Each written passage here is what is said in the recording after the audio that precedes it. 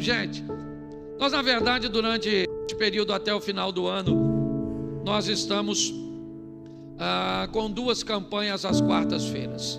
Nós temos a campanha cuja qual a oração já foi feita, o chamado já foi feito, mas também estamos usando essas semanas, as últimas 12 semanas, para lançarmos uma palavra profética sobre os 12 meses do próximo ano.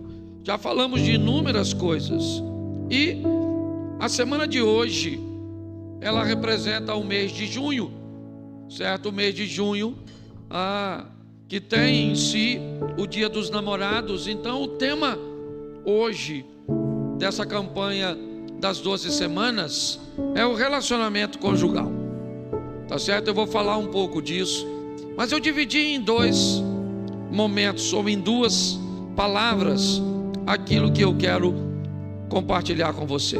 Coloque para mim, por favor, Mateus capítulo 15, a partir do verso de número 21. Vai servir não apenas para o ambiente conjugal, mas para todas as áreas da nossa vida. Vamos lá. Partindo Jesus dali, retirou-se para os lados de Tiro e Sidom. E eis que uma mulher cananeia, que viera daquelas regiões, clamava: Senhor, filho de Davi, tem compaixão de mim. Minha filha está horrivelmente endemoniada. Ele, porém, não lhe respondeu palavra.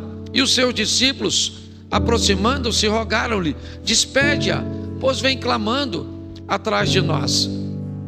Mas Jesus respondeu: não fui enviado senão as ovelhas perdidas da casa de Israel. Ela, porém, veio e o adorou, dizendo: Senhor, socorre-me. Então ele, respondendo, disse: não é bom tomar o pão dos filhos e lançá-lo aos cachorrinhos. Ela, contudo, replicou: sim, Senhor, porém os cachorrinhos comem debaixo das migalhas que caem da mesa dos seus donos.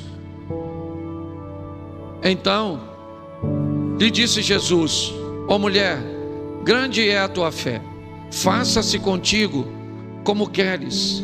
E desde aquele momento a sua filha ficou sã. Coloque Marcos 7, 24.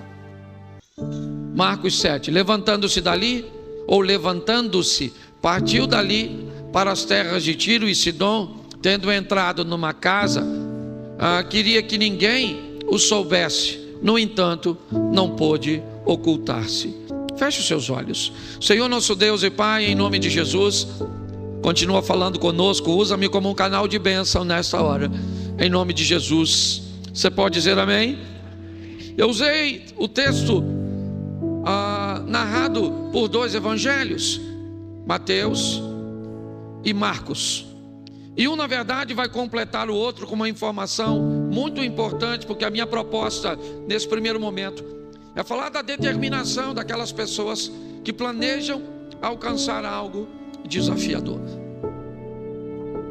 Às vezes, para alcançarmos coisas fáceis, só precisamos de um pouquinho de afinco, um pouquinho de determinação, e às vezes um pouquinho de ajuda, de ânimo, alguém para te motivar, para te incentivar. Mas tem coisas cujas quais nós precisamos alcançar, que isso não é suficiente para que consigamos sucesso. E essa é uma das histórias. O texto vai narrar que Jesus está caminhando já basicamente na divisa de Israel com o Líbano, Tiro e Sidom, lá em cima, onde está acontecendo a guerra hoje com o Hezbollah. Era mais ou menos por ali. E passando por ali, Mateus diz que uma mulher vem andando atrás, gritando Jesus, tentando chamar a atenção de Jesus, porque ela precisa resolver um problema. É um problema que ela não vai resolver em outro lugar. Ela saiu de casa, deixou sua filha, certo? Com um problema, e ela vai atrás da solução para aquele problema. Jesus não está sozinho, uma multidão o acompanha, e ela está tentando atrair a atenção dele, tentando dizer a Jesus que situação dela é desafiadora, que ela precisa da misericórdia dele, e ele, me parece que não está muito interessado em ajudá-la não. Ele vai embora. Ela clama tanto na narrativa de Mateus que os discípulos começam a ficar incomodados. A impressão que Jesus está passando às pessoas é que ele não se importa com ela, é que ele não está nem aí. Os discípulos provavelmente estão preocupados naquele momento com a reputação de Jesus. O que vão dizer dele? Uma mulher que vem buscando algo para a filha, gritando, desesperada pela rua, está todo mundo escutando. Me socorre, Jesus, me socorre, minha filha está endemoniada. E Jesus não está nem aí, ele está andando. Será que ele não está ouvindo? Por que será que Jesus resolveu não parar? Tão bom, misericordioso, compassivo, mas ele não está nem aí. Será que ele não está escutando? O que ele está querendo fazer naquela ocasião? Você já parou para pensar nisso? Me parece que o que ele está tentando é usar a mulher para ensinar aos discípulos. Que me parece que a lição tem a ver com eles. Eles estão muito incomodados com uma mulher que não desiste, mesmo diante da indiferença de Jesus. Muitas pessoas parariam. Ele não está escutando, mas ela não pode parar. A situação dela é grave, o propósito dela é legítimo. Ela não pode desistir. Talvez desistisse se fosse um problema nela, mas não é. É maior do que ela, é na sua filha. Então ela vai lutar com todas as forças e vai clamando. Mateus diz que os discípulos vão até Jesus e diz: Senhor, despede-a. Ela vem gritando aí, e Jesus não atende os discípulos. Não atende. Quando eu faço um paralelo entre Mateus e Marcos, eu descubro que ela não desistiu. Jesus veio andando na rua, ela veio gritando, e ele não está nem aí. Ele não está nem aí. Ele chegou no seu destino, entrou numa casa e não queria atender ninguém. Está aí, ó, levantando-se, partiu. Olha só, tendo entrado numa casa, Mateus diz que ele estava na rua e a mulher vem gritando. Marcos narra o mesmo texto, dizendo que depois de andar na rua, ele entra numa casa e não queria que ninguém soubesse, certo? Não, no entanto, ele não pôde ocultar-se ou esconder-se. Essa mulher foi atrás dele. Ele avisou os discípulos: não vou atender ninguém, não quero ser incomodado. Mas ela falou: eu vou falar com ele, eu vou atrás dele, eu preciso resolver. Então eu não vou desistir, eu não vou. Quando nós lançamos uma campanha, esse é o nosso propósito: motivar em você uma decisão, certo? De pedir a Deus uma resposta. Eu não posso garantir a você que você vai receber o que você quer, até porque eu não sei o que você quer, se é legítimo. Eu não sei se o que você quer é o que Deus quer para você. Eu não sei. Eu sei que essa mulher não desistiu, veio na rua gritando, os discípulos, eu imagino, pensa, os discípulos falando com Jesus. Parece que os discípulos são melhores do que Jesus. O que os discípulos estão dizendo: se fosse eu já teria atendido, e ele não está nem aí. E lá vai ela. E ele falou com os discípulos, segundo Mateus, que, diga-se de passagem, era um dos discípulos que não ia atendê-la.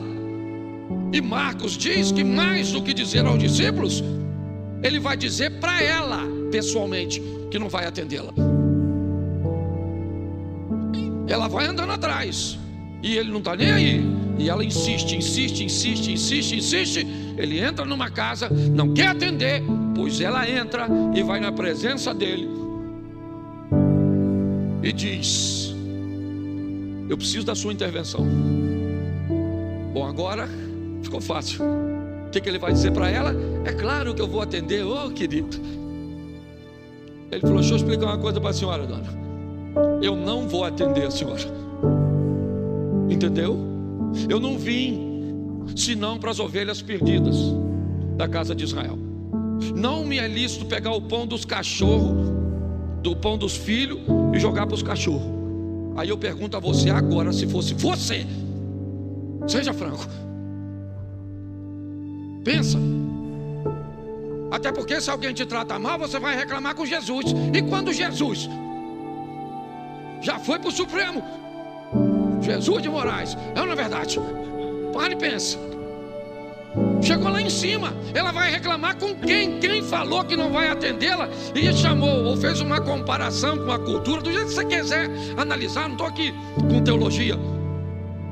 Eu sei que foi agressivo, não foi legal.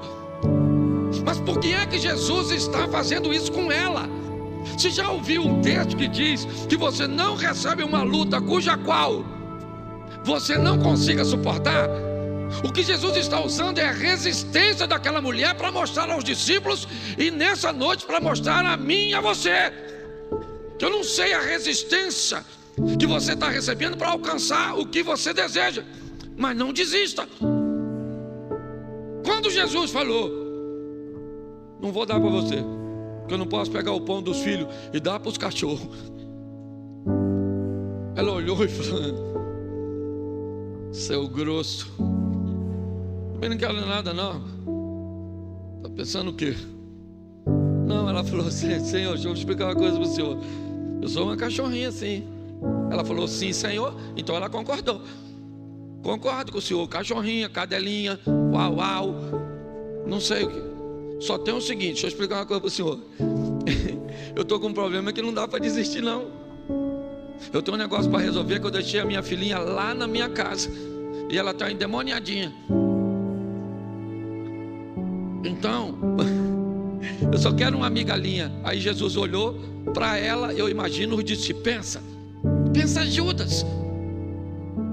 Olhando Jesus falar com ela, pensando: se é comigo, já vou trair sem falar isso.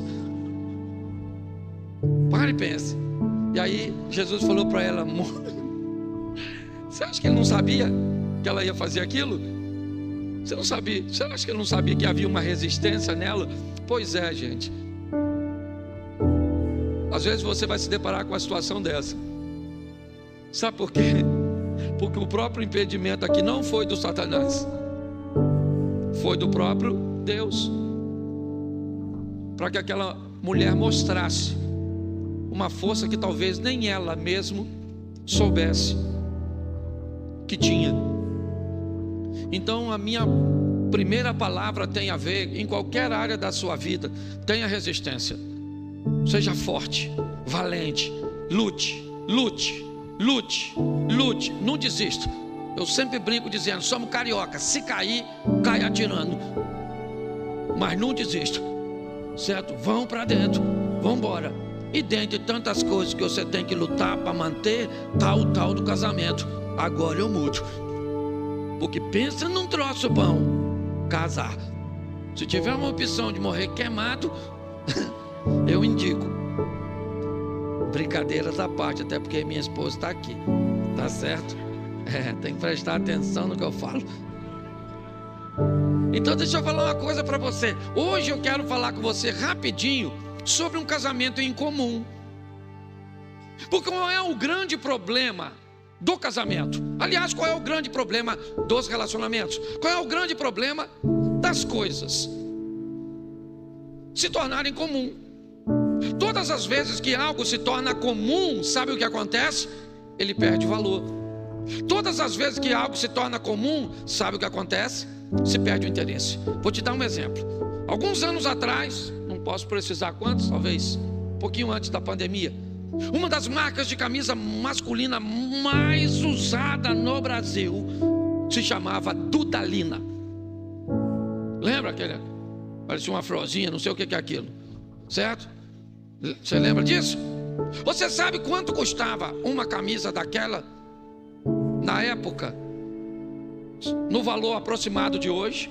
Se ela fosse top de linha, entre 800 e R$1.000. Se ela fosse uma camisa comum, ela custaria uns 300 e pouco, 400, chegaria a 500. Ah, não entende disso também. Então preste atenção. E todo lugar que você ia, Quase todo mundo usava aquele negócio.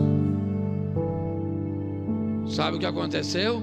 A pirataria descobriu que vendia bem. Então começaram a piratear. E todo lugar que você ia, tinha alguém com aquele negócio de Dudalina. Você vê que quase ninguém usa Dudalina hoje. Eu tenho uma camisa da Dudalina, assim mesmo, porque eu ganhei. Se depender de eu comprar, eu não ia comprar. Hoje ela tem valor? Sim ou não? Por quê? Porque ela se tornou comum. Se tornar comum, inevitavelmente o interesse, o valor acaba, porque o valor é estabelecido pela procura, pela demanda. Todas as vezes que algo se torna comum, e talvez esse seja o problema, era bom enquanto a sua mulher não era comum, porque ela não era sua mulher, ela era sua namorada. Não era comum dormir com ela, não era comum conviver com ela, não era comum. E quando não era comum, ela era tão legal. Quando não era comum, certo? As coisas eram tão boas. Mas quando as coisas entram numa rotina, nós corremos o risco de não tratarmos mais as coisas como incomum. Por que é que Jesus não podia fazer milagre em Nazaré? Porque para o povo de Nazaré, ele era o filho da Maria, o filho do José, o irmão do Judas, o irmão do Tiago, o que morava naquela casa vermelhinha, lá da esquina, número 85. Quando as pessoas tratavam Jesus como alguém comum, ele deixava de ser poderoso. Então a minha proposta hoje para você é para você fazer força para viver um casamento incomum. Não é o tempo inteiro que ninguém é doido, não é isso que eu estou falando, entendeu? Mas nós temos que criar um ambiente no nosso casamento, certo? Por quê? Porque primeiro, não é comum a convivência de um casal ser sempre alinhada e em concordância em tudo. Sim ou não? Sim ou não? O normal é um casal lutar para manter o alinhamento em boa parte dos assuntos. Isso é que é normal. Lutar, perseverança. Quem aqui é casado, levante a mão, por gentileza. Isso aí, meu sentimento. Que Deus te dê força para levar até o final. Mas você que não casou, você tem que saber como é que o negócio funciona. Não gosta de dar satisfação, não casa. Não gosta de dizer onde vai, que hora volta, se dá, quanto custou, fica onde você está. Você veio nesse mundo para viver carreira solo. Porque se for para casar, você tem que criar um ambiente, certo? De um relacionamento incomum. Ou seja, nós vamos, o que é um relacionamento incomum? É um relacionamento com problemas comuns que todo mundo tem, mas ele só é incomum pelas soluções e não pelos problemas. Os problemas são comuns, mas as soluções é que são incomuns. E é isso que faz a gente viver tanto tempo junto. Então eu vou te mostrar aqui. Inicialmente não vou te dar texto para acelerar, mas preste atenção. Abraão e Sara. Quem? Repete para mim. Isaac e Rebeca. Quem? Jacó e Raquel. Quem? O primeiro foi quem? O segundo foi quem? Isaac e o terceiro foi quem? Qual o problema que os três casais tinham em comum? Todas as três mulheres não podiam ter filhos, sim ou não? Era um problema comum ou não? Entre pelo menos esses três casais. Era ou não era? Agora, qual é a diferença desses três casais?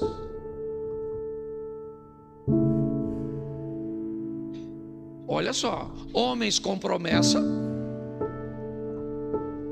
casado com mulheres com promessa, o mesmo tipo de problema: esterilidade de Sara ou de Sarai, esterilidade de Rebeca, esterilidade de Raquel. O que Sara ou Sarai faz com a esterilidade que tem? Manda o marido deitar com a escrava. Sim ou não? O que que Raquel faz com a esterilidade que tem? Pressiona Jacó: me dá filho, senão eu morro. Sim ou não? O que que Rebeca faz com a esterilidade dela? Depois vai ler. Você quer que eu fale, né? O que que ela fez? Sabe o que ela fez? Ela falou para o Isaquim: ai, meu filho, não sou tua mãe, tá? Que deu a outra lá. Nem você tua... Aí já estou falando no futuro, né? Nem você tua nora. O filho é de mim. Então bota a mão na minha cabeça e ora por mim e serol, que nós vamos ter filho. O problema era comum, não era igual para os três, sim ou não? Sim ou não? Mas um casal pegou algo que era comum e trouxe uma solução incomum. É isso que eu quero que você entenda. Os nossos problemas, gente, olha só, olha só. Eu vi um negócio que me chamou tanta atenção, eu achei tão legal. Um casal, foi um exemplo que eu vi. A mulher chegou em casa e falou para o marido assim, ó. O marido estava mexendo no celular e ela chegou. E aí ela falou assim: não falei que você vai fazer a comida e para deixar tudo arrumadinho? Nesse tom. Aí ele pegou o celular, olhou para ela e falou assim: a comida está pronta e está tudo arrumado. Aí ela falou: tá?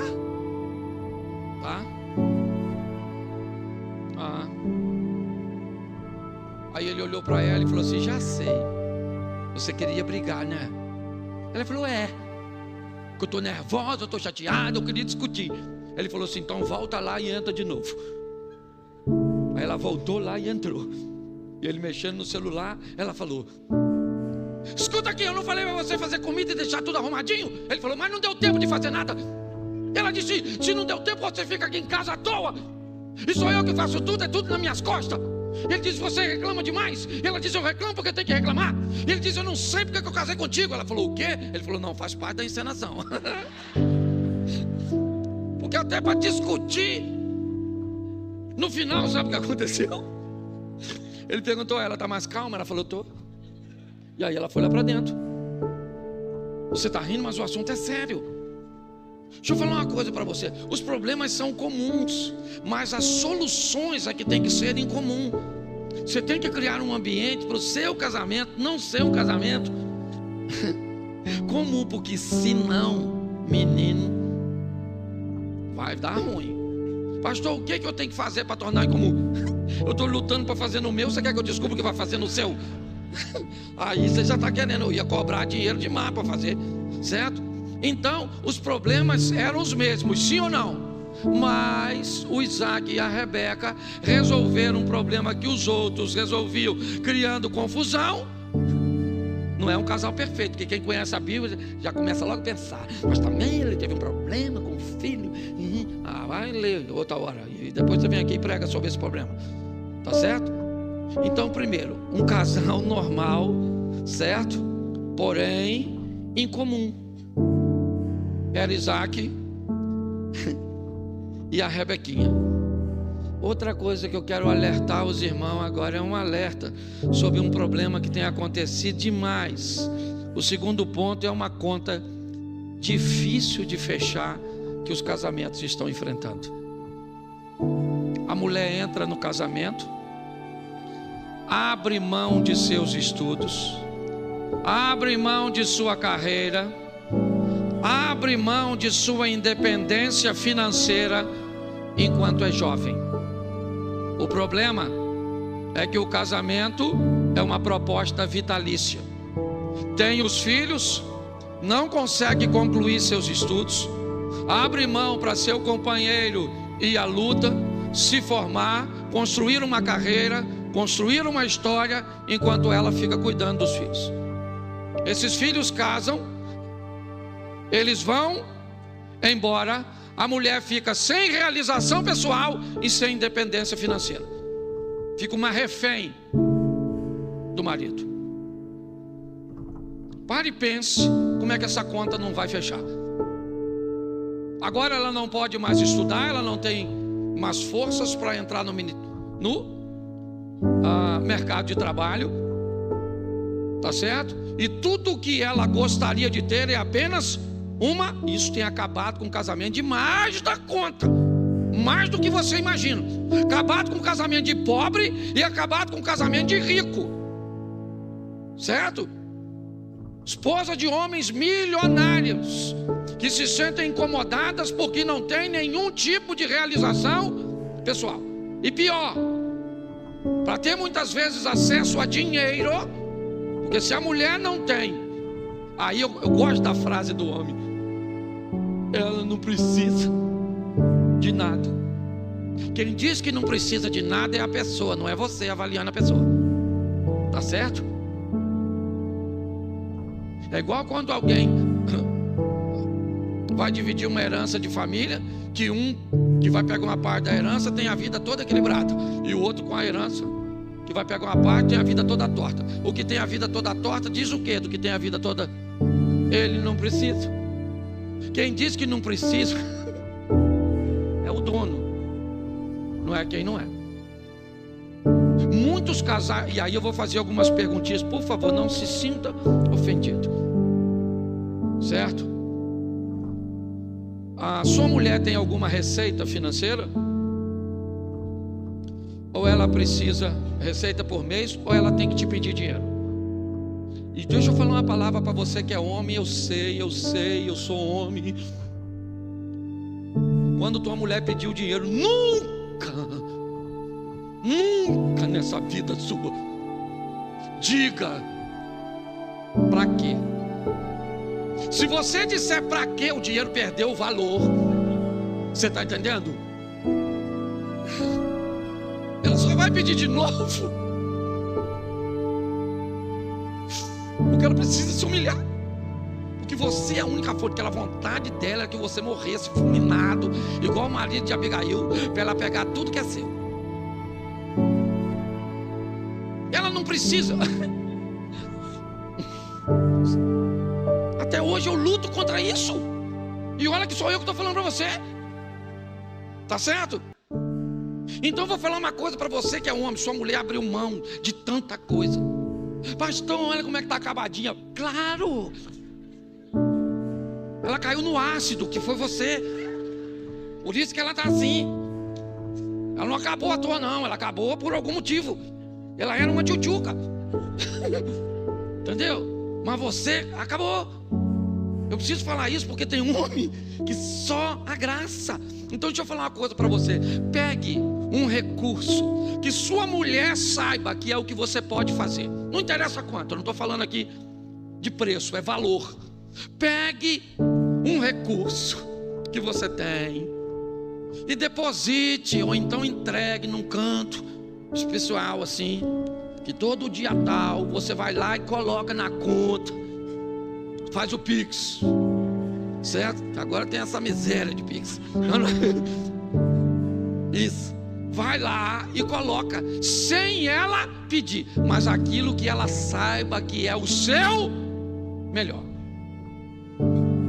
E se você não pode colocar nada, que seja temporário, porque o homem que não coloca nada, ele é um nada. Essa é a grande verdade. Não estou ofendendo meus companheiros aí não. Mas só tem 3 classes amadas incondicionalmente. Já falei aqui: mulher, criança e cachorro. Homem, para ser amado e respeitado, ele tem que fazer jus. Você pode ver, o cara arruma uma namorada. Se ele contar para um amigo: arrumei uma namorada, primeira pergunta do amigo: como é que ela é? Se uma mulher arrumar um namorado e contar para uma amiga: arrumei um namorado, o que é que ela pergunta? O que é que ele faz? É lógico, quer saber se o investimento, se o cara tem como manter. Então não vem com essa história não. Eu não sei, se você só pode 50, coloca o 50 lá, a onça. Entendeu? Pastor, eu consigo botar uns 100, então bota. Dá para botar 1000? Bota 1000. Dá para botar 5 mil? Bota 5 mil. Posso ouvir um glória das irmãs? Peraí agora a senhora ora para esse homem prosperar? Que a senhora está com tanta raiva de ter se dedicado tanto. A senhora olha para essas pernas da senhora, parece os rios do Brasil, serpenteano. E cada rio desse tem uma atitude desse homem, um maltrato. Mas a verdade é essa. A senhora também ora para esse homem, a senhora está com raiva. Essa praga desse homem. Para que eu casei? E ele vai só. E um homem que afunda, ele é uma pedra que a outra ponta está amarrada na sua canela. Ele vai levar a senhora junto, você está entendendo? Então, por favor, homens, sua mulher abriu mão de tanta coisa. Você está entendendo? Lembra. Está contigo até hoje. Sabe? Parou de estudar, parou de trabalhar, se entregou, criou aqueles catarrentos, aquela coisa toda. Os peitinhos chegou a cair de tanto que os bichinhos mamaram e pronto. Mas tudo em prol de uma causa nobre, que é a construção da família. Você está rindo, mas é sério. E essa conta acaba não fechando, que agora você tem uma mulher amargurada no final da vida. O que eu faço? Eu falo, morre. Sobrou para a senhora só a morte. Essa conta não fecha, entendeu, maridão? Nossa, estou pregando para mim mesmo também, viu? Ela está até filmando.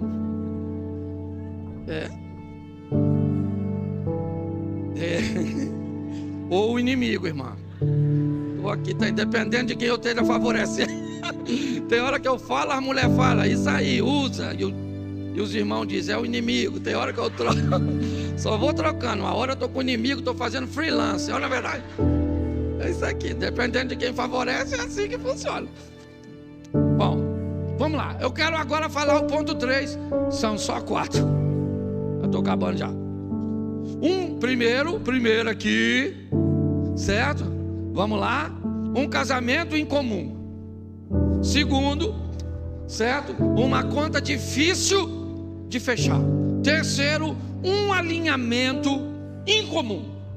É isso que eu quero mostrar agora a você. E agora vem os textos bíblicos. Segundo livro dos Reis, capítulo 4, verso de número 9. Ela disse ao seu marido: isso. Vejo que este que passa sempre por nós é um santo homem de isso. Vamos lá? Façamos-lhes, pois, em cima um pequeno quarto, obra de pedreiro, ponhamos nele uma cama, uma mesa, uma cadeira e um candeeiro. Quando ele vier à nossa casa, retirar-se-á para ali. Preste atenção, porque essa é a história, em algumas traduções, de uma mulher importante. Em outras traduções, de uma mulher rica. Já é uma coisa incomum. Para aquela época é uma coisa incomum. Certo? Aquela mulher é uma mulher rica. E quando você vai ver quem é o marido dela é um cara rico. Ele é rico e ela é rica. Eu gosto por causa do alinhamento que eles têm e a autoridade que ela tem para uma época cuja qual a mulher não poderia tomar a decisão de dizer para o marido que ela viu num homem um homem de Deus e que gostaria de receber este homem de Deus na sua casa. E que gostaria de fazer um ambiente para este homem de Deus frequentar a sua. Olha o nível de autonomia que essa mulher tem. Ok? Numa época que as mulheres não trabalhavam, não havia esse empreendedorismo feminino. O que eu vejo é um alinhamento. Uma mulher rica, importante, que tem, certo? Condições de tomar suas próprias decisões. Eu acho isso extraordinário. Bota aí, capítulo 4 ainda, verso 18. Vamos ver com quem ela é casada. Tendo crescido o menino, saiu certo dia com seu pai, que estava com os segadores. O homem está supervisionando sua propriedade com aqueles que vão participar da colheita. Um homem rico e importante, casado com uma mulher rica e importante, casado com uma mulher que consegue tomar decisões numa época cuja qual as mulheres não tomavam esse tipo de decisões. O que tem este casal de comum para essa época? Nada. Eles são um casal à frente do seu tempo, um casal capaz, certo, de tomar decisões em conjunto. Não estou dizendo que é fácil, eu estou mostrando que é possível. Não é comum na maioria das vezes, mas eu não estou pedindo para que você tenha um casamento comum. Eu estou dizendo que você tem que ter um problema comum com uma solução em comum. É isso que eu quero transmitir a você, tá certo? Então preste atenção no verso 22. Olha só. Chamou a seu marido e lhe disse: manda-me um dos moços e uma das jumentas, para que eu corra ao homem de Deus e volte. Preste atenção nisso aqui, que é sensacional. Ela era a patroa, sim ou não? Sim ou não? Ela mandou um empregado, sim ou não? Sim ou não? Está escrito. Ela mandou um empregado, sim ou não? Ela pediu ao marido para mandar um empregado. Preste atenção.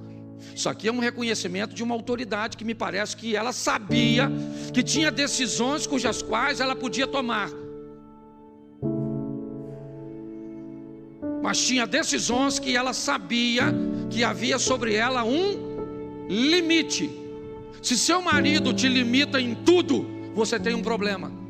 Se o seu marido não te limita em nada, você também tem um problema.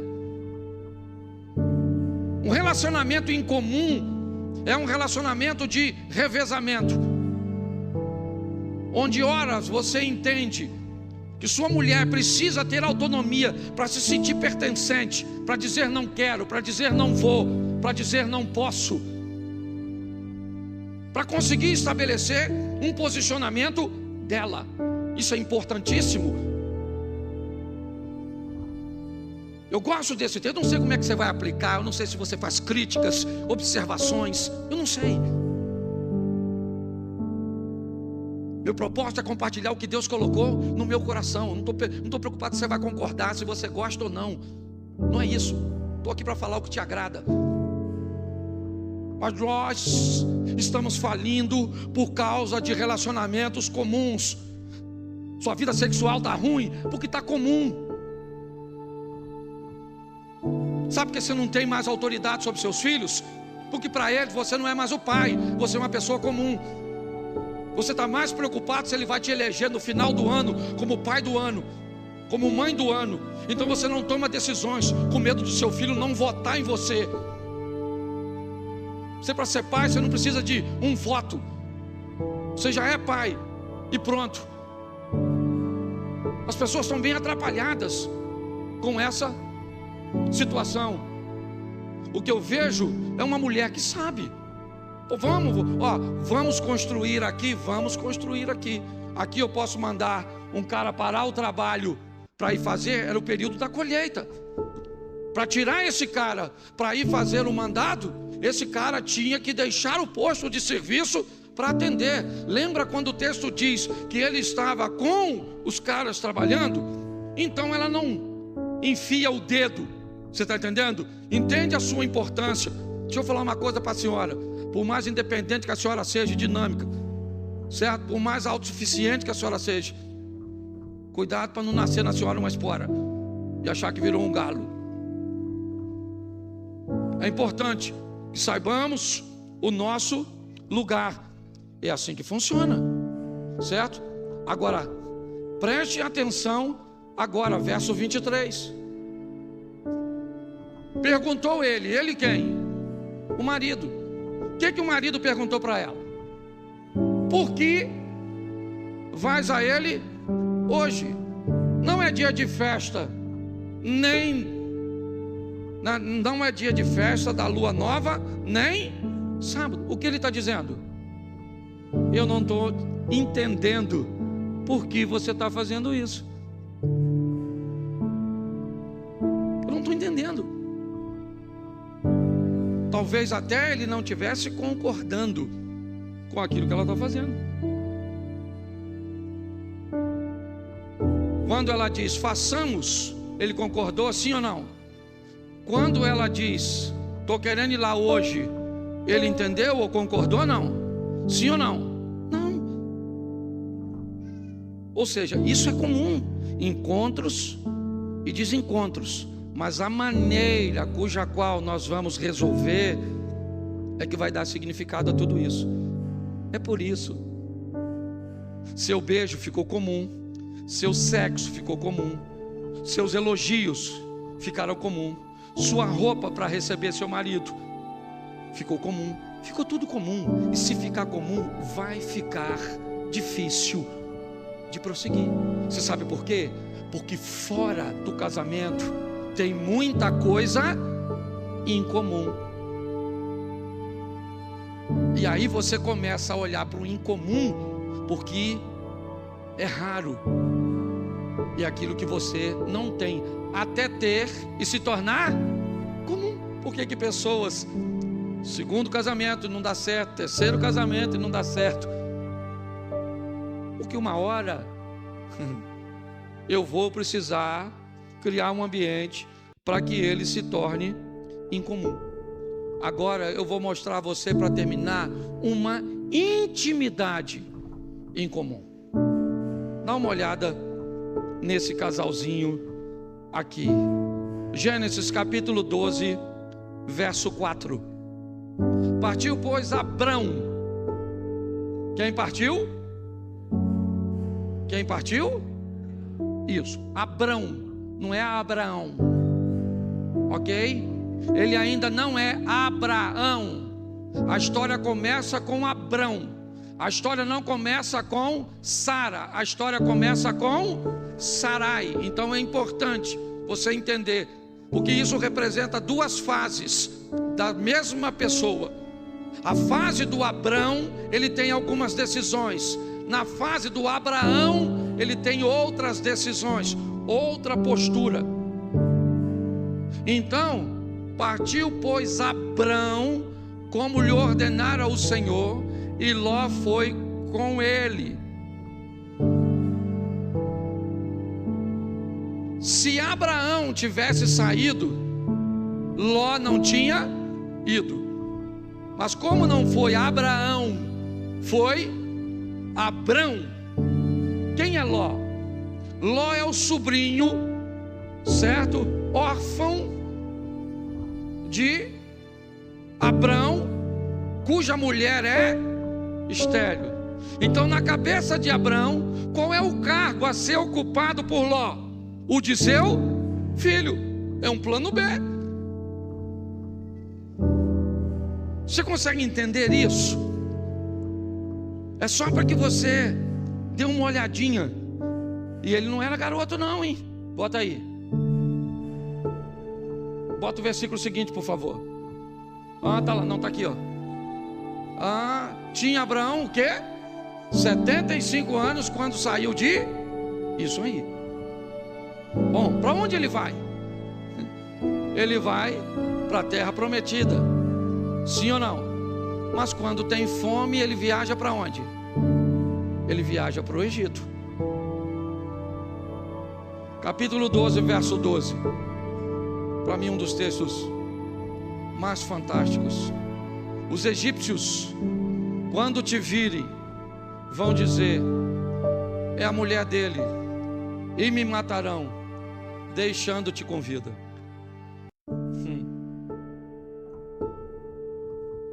Na galeria dos heróis da fé, ele é um homem de fé porque ouviu Deus e saiu da sua terra sem saber para onde ia. Sim ou não? Sim ou não? Isso. Mas aqui ele chama a sua mulher quando vai entrar no Egito e diz para ela: Sarai, chega aqui. Você é muito bonita, filha, e nós vamos entrar no Egito. E E posso falar uma verdade para você, Sarai? A hora que esses caras me veem e descobrir que você é minha esposa, eles vão me matar. Sabe o que Sarai está ouvindo do Abraão? Eu estou com medo.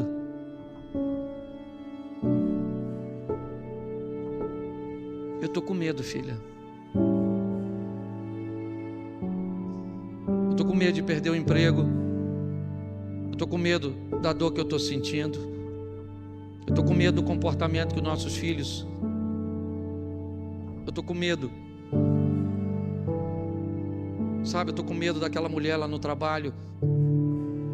Eu estou com medo.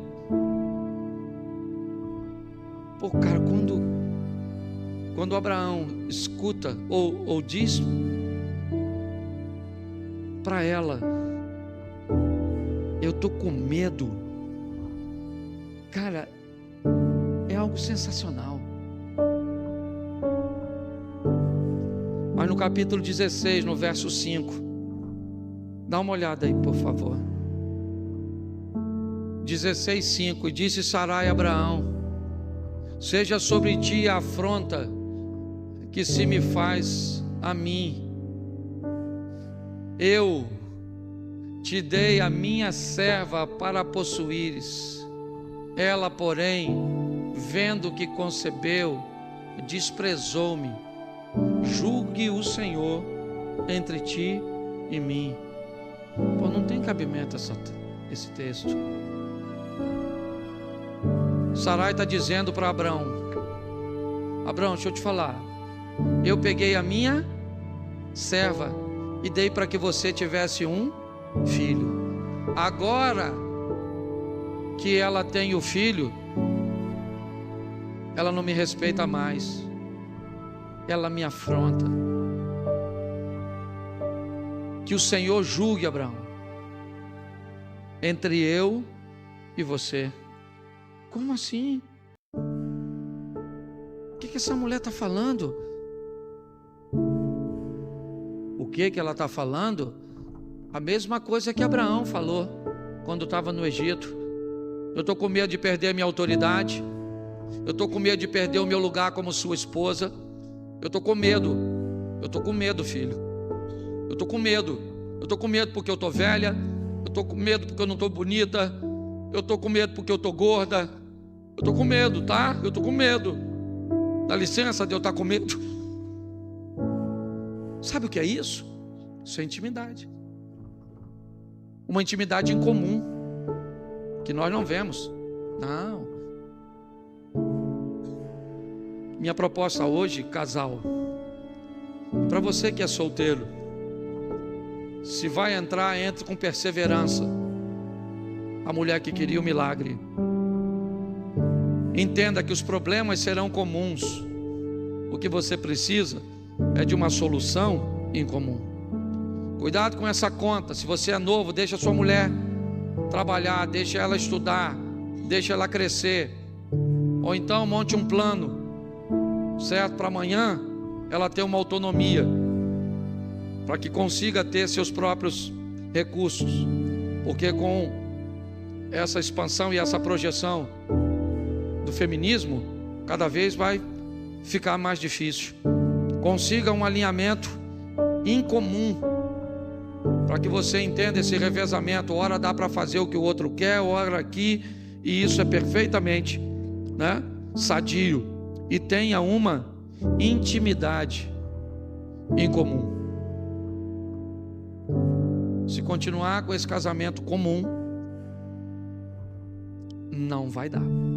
Você pode ter certeza que essa corda vai estourar. Tem algo que é para mim, fique de pé por favor. Tem algo que para mim é pior que divórcio. Para mim, um casamento que as pessoas não acreditam que pode ser bom, sabe? Ah, não vou ficar com ela assim mesmo, do mesmo jeito, porque nossos filhos é a igreja, sabe, pastor? É assim mesmo. Não é tudo assim? Pois é. Não é comum? Ué, não é assim para todo mundo?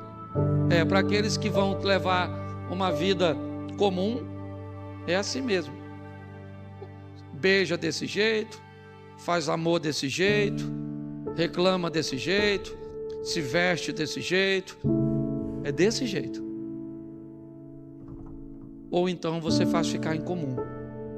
Que Deus te dê força, sabedoria, entendimento para ser um marido incomum,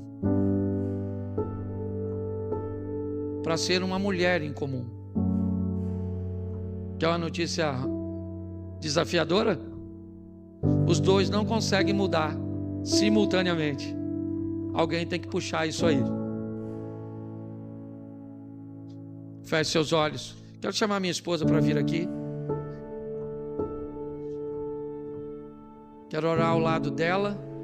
São 32 anos de casado, estamos indo para 33. Pense em duas pessoas diferentes. E se você acha que o desafio é viver com ela, porque você não me conhece. Se eu chegar em casa e falar com essa mulher assim: Mary, eu estou nervoso, eu não quero conversar. Você sabe quando ela vai falar comigo? Quando eu falar com ela novamente. Se eu chegar em casa e ela falar: Cláudio, eu estou nervosa, eu não quero conversar, eu vou ficar assim: fala comigo. Fala comigo. Não é assim? Então, louvado seja. Não temos um casamento perfeito, não. Tem dia que dá vontade de... Certo? Anderson do Carmo e Flor de Lis.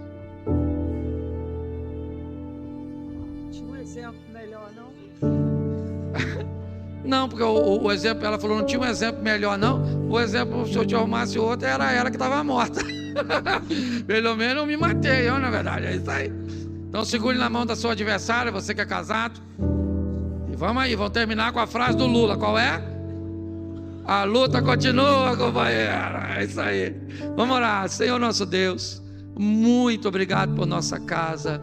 Muito obrigado por não maquiarmos, ó Deus, nossos relacionamentos. E muito obrigado por teu Espírito Santo, nosso companheiro, que ora age na nossa mente, enquanto o inimigo está trabalhando na mente da nossa mulher. Ora age na mente da nossa mulher, enquanto o inimigo está trabalhando na nossa. E é nesse revezamento que nós às vezes vivemos, Pai, de recebermos influências positivas e negativas. Mas até aqui nos ajudou o Senhor. E cremos que o casamento não é um projeto de homens, é um projeto do Senhor. E o Senhor é o dono da nossa casa, da nossa família. Somos casados para sempre, para a honra e glória do teu nome. Não podemos mudar o passado de ninguém, mas podemos influenciar o futuro de todos. Leva-nos aos nossos lares, guardado por tuas boas mãos poderosas.